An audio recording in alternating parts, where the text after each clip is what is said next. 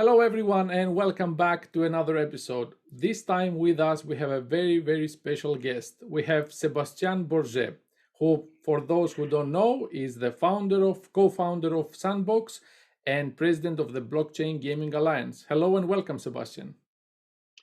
Hello and Happy New Year, everyone. Happy New Year. Now, I don't know if you're familiar with our podcasts, but we don't do things the normal way. So if you think we invited you here because we want to know more about Sandbox, which we do, you are wrong. You are here because I'm very curious to know what are your vitamin supplements.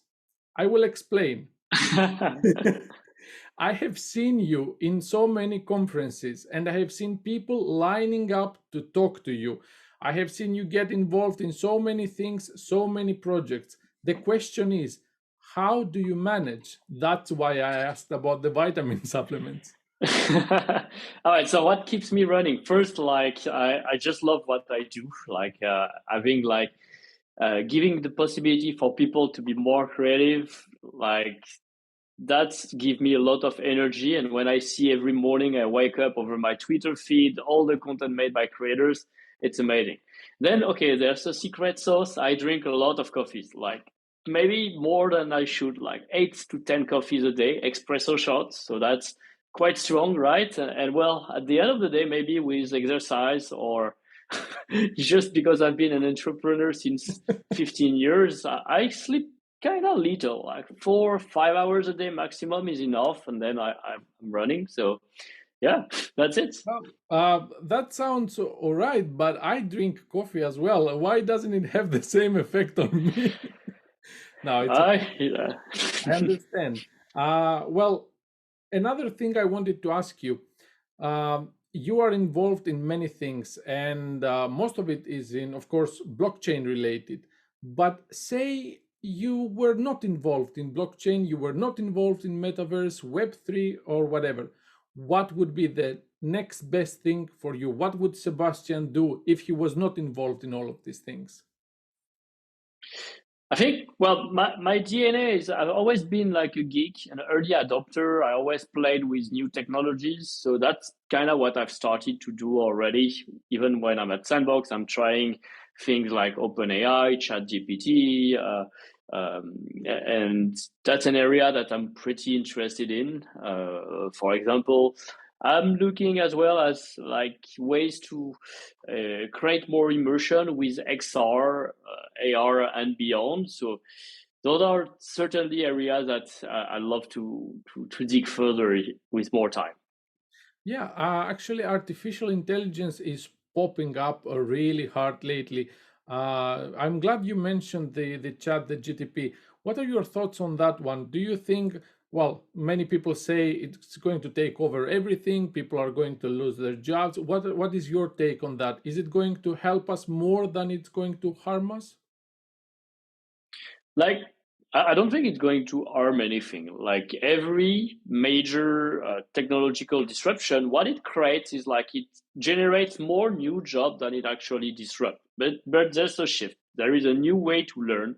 So we are going to see people who become master at like formulating expression and keywords for anything that's related to like using ChatGPT, using stable diffusion and other technologies that can take like text input to create content. For now, mostly 2D content, but we're going to see also 3D content very soon, and probably video animated content and more and more. I think like, and there's no surprise that the increasing presence of intelligence, of artificial intelligence in our daily life means that we should also train ourselves to be more, to be better into certain areas of mathematics, of data science, of understanding some of the key principle of how the data set are being trained, heuristically or not, and so on. And the sooner that our kids get that kind of education alongside like language and history and geography and science and so on, literature, art, and more, the better it is. They will be better. Their capability to adapt and use those new technology in new ways will accelerate. Yeah. Um, Well, makes that's sense. it. Makes sense. And I'm trying to follow your way of thinking. So correct me if I'm wrong. Something picks up your interest and you devote some time on that. If it's worth it, then at some point we might get it, we might get to see it influencing Sandbox itself. If that logic is correct, is it safe to say we are going to have some connection between Sandbox and AI technology sometime in the future? Yes, well, that's definitely an area that we start looking at. Like, how does it make us, how does it accelerate the content production? But we very attached, of course, to the quality. So when I was referring to so far, those technologies are not capable of generating 3D model that are satisfactory, except a few companies I've looked at, like KDIM, for example, or MLXAR as an other example. It's maybe the lack of the data set that they are like ingesting to train a model and improve not only just 3D but also voxel based 3D. That's a bit different in the term of like the aesthetic is being represented. It's not just about like the downsampling of like the quality of a model to make it voxelized. There is certain art and aesthetic aspect to it. But I think we'll get there. And well, that means that we'll spend less time to produce generic content and we'll improve the skills to like more artistic production and creativity. I'm super excited about what is going to happen in the future.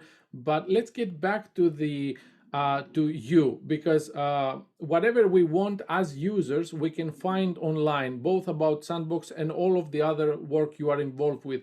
But I want to know more about Sebastien as a person. When you are not working, are you a gamer yourself?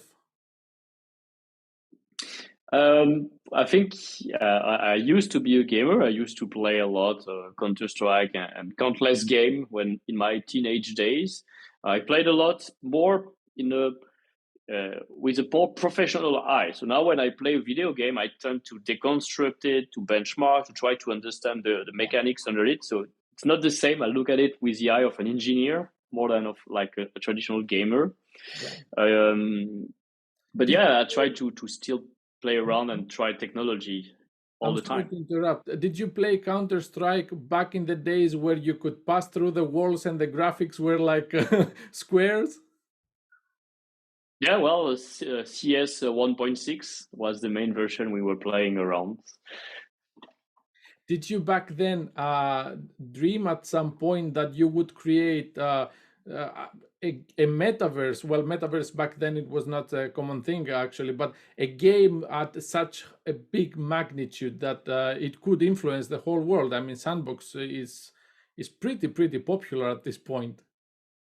Did you have such a vision? I No, well, I guess it wouldn't be fair to say that I had the vision that will touch so many people effectively, but we, I always had the idea like I want to be able to make games, and it became possible again with smartphone. That's when we start with the original mobile version of Sandbox in 2012, and I wanted to make creativity more accessible. I wanted anyone to be able to make a game. That's what was and is still driving us today as our main mission. And what it's very exciting to see now, like first, some people played the original Sandbox game on mobile in their teenage day, just like I was playing Counter Strike or Mario before, and they tell me, "Oh yeah, that bright! I spent hours on that creating." I say, "Wow, great! I made first an impact."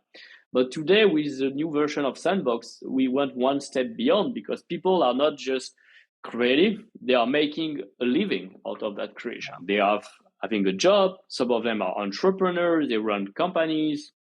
Some of those companies have been acquired or raised funds, so they are moving and accelerating toward that creator economy, and it's very exciting. I'm glad you mentioned economy because that's actually my next question. The fun part is there, the gaming part is there, but also there is a financial aspect to that.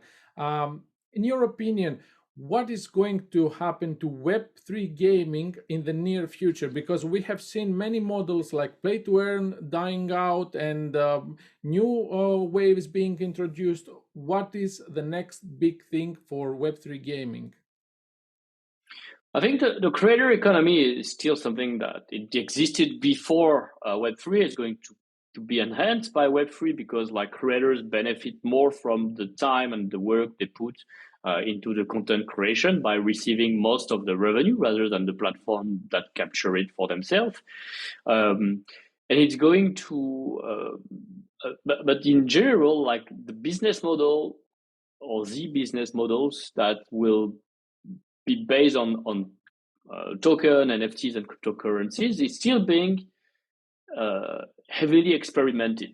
I would say we haven't found yet the ultimate business model that has been matured enough over 4 or 5 years of iteration. When I look back, free to play, like when Apple started with smartphone or Google, that they didn't have free to play. It came from the studios, the publisher, the developers who launched the application and progressively tried a few things like ads based, pay to remove the ads, pay for extra content, and then virtual currencies appeared, and then like they maximize the in-app marketing to create behaviors with whales where 1% of users pay and cover the rest of the game. And then hyper casual came. All of that is a result of iteration by tens of thousands of creators and tools and analytics. I guess we'll get there as well with the blockchain gaming industry. And at that moment of time, we'll figure like what's more relevant Yeah. for all. Well, yes, it's all fun and games, but the reality of it is that we are very, very deep in a bare winter, and many people get pessimistic about it. They get disappointed. Many projects cannot survive. Just as a closing line, what would you say, both as the co-founder of Sandbox and the president of the Blockchain Gaming Alliance, which we are very proud to be members of? What would you say to the world right now that are losing hope during this winter? Well, I think it's a general tech, like it's not related only to blockchain gaming or crypto. Like you look at tech valuation and sometimes even non-tech valuation, like the automobile sector and other industries, like the value of the stock market, I think I've lost somewhere to 50 to 80% across all industries this in 2022. And yet fundamentals are still there. Like people will still use cars, will still use technology, will still consume gaming, and so on. So I would have a mindset where I'm more attached not to valuation. Maybe valuation went too high. We're too inflated and too high. But the fundamentals is like if you still have players, if you still have retention, and if you're proving that you have you're able to get to grow a community around your product progressively, it should get back at some point to like relatively reasonable valuation and profitable businesses overall. Exactly.